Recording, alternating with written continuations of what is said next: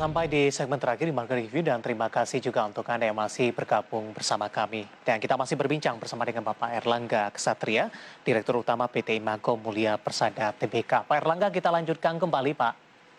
Baik, Pak. Ya, Pak Erlangga, PT Imago Mulia Persada Tbk ini sudah resmi tercatat di Bursa Efek Indonesia.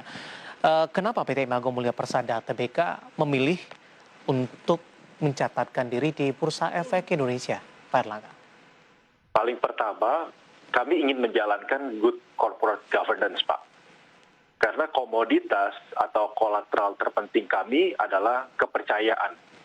Jadi kami ingin sangat transparan, akuntabel kepada publik. Sehingga ketika klien kami membeli barang, mereka itu bisa merasa tenang, mereka bisa merasa aman. Kedua, untuk mendapatkan pendanaan secara efektif, Pak, dengan biaya yang lebih efisien. Dan dana yang didapatkan ini kita harapkan dapat mengembangkan perusahaan kita sehingga mencapai performa yang menjadi berkat bagi masyarakat luas. Begitu, Pak. Baik. Jumlah saham yang dilepas ke publik, Pak Erlangga? 300 juta lembar saham atau sebanyaknya 23,08% dari modal ditempatkan dan disetor perseroan setelah penawaran umum, Pak. Dengan perolehan dana? 30 miliar. 30 miliar rupiah. Secara detailnya untuk dialokasikan untuk apa saja nanti, Pak Erlangga? Ya, jadi mostly akan untuk kami pakai sebagai modal kerja dalam bentuk pembelian persediaan. Untuk biaya pemasaran, kami juga akan membuka showroom, Pak, di beberapa kota besar di Indonesia. Dan yang paling menarik sebetulnya adalah kita akan mengembangkan teknologi dan platform online. Baik, sudah tertata cukup rapi sepertinya ini Pak Erlangga.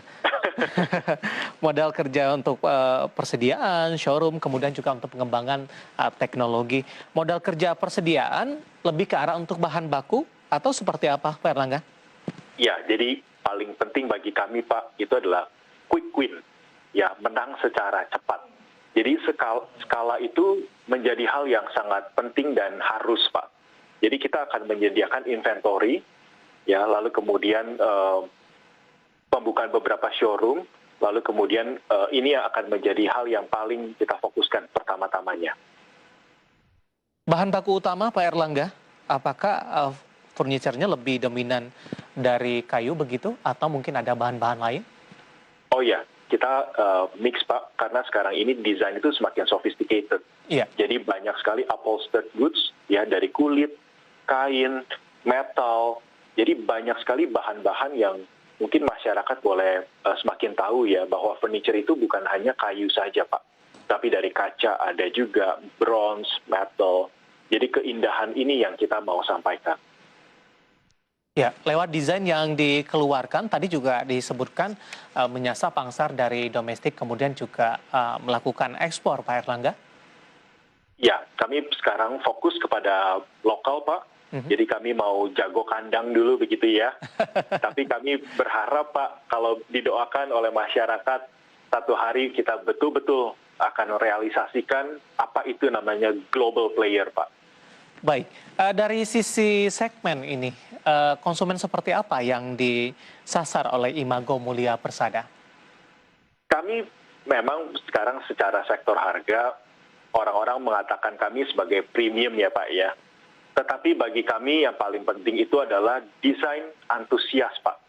Jadi kami tidak mau, wah, kita kesannya mahal atau bagaimana, tetapi mereka yang suka desain, mereka yang menghargai desain, itu adalah customer kami, Pak. Lebih kepada perkantoran, perumahan, atau ke segmen mana yang paling banyak, Pak Erlangga? Memang paling banyak saat ini adalah residential, Pak. Ya, residential, lalu kemudian ada hospitality, karena itu merupakan satu experience, ya. Lalu kemudian perkantoran, F&B, dan ini akan semakin banyak lagi, Pak, begitu. Insentif yang diberikan pemerintah untuk sektor properti tampaknya ini cukup mengerek dari penjualan, Pak Erlangga. Apakah ini memberikan keuntungan tersendiri bagi Imago Mulia Persada? Pastinya, Pak. Pastinya. Jadi semakin banyak orang yang membeli properti, itu semakin banyak space untuk diisi oleh furniture, Pak. Karena ini keindahan furniture industri ya, Pak ya. Karena nggak mungkin space itu kosong tanpa furniture. Ya, jadi seperti kita nggak bisa hidup tanpa makan, Baik. kita juga nggak mungkin bisa hidup tanpa ada furniture, begitu, Pak. Pak Erlangga, terakhir Pak, bagaimana Imago meyakinkan kepada para investor untuk berinvestasi di Imago Mulia Persada, tepatnya di sahamnya. Bagaimana prospek dari Imago ke depannya?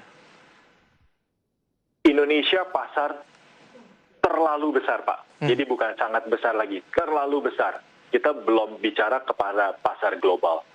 Tetapi yang paling penting, satu perseroan itu harus memiliki visi yang jelas, Pak. Ya, visi kami yang pertama itu adalah bukan kecanggihan teknologi dan sebagainya, tapi visi kami yang pertama itu adalah kami ingin manusia itu menjadi lebih manusiawi. Baik. Pak Erlangga, waktu kita cukup terbatas. Terima kasih sudah bergabung bersama kami. Selamat sekali lagi sudah tercatat di Bursa Efek Indonesia. Dan semoga PT Imago Mulia Persada Tbk semakin berkembang ke depannya. Terima kasih Pak Erlangga. Sehat selalu, Terima kasih banyak.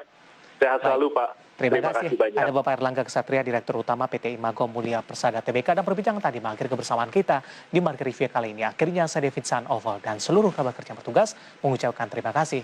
Sampai berjumpa kembali.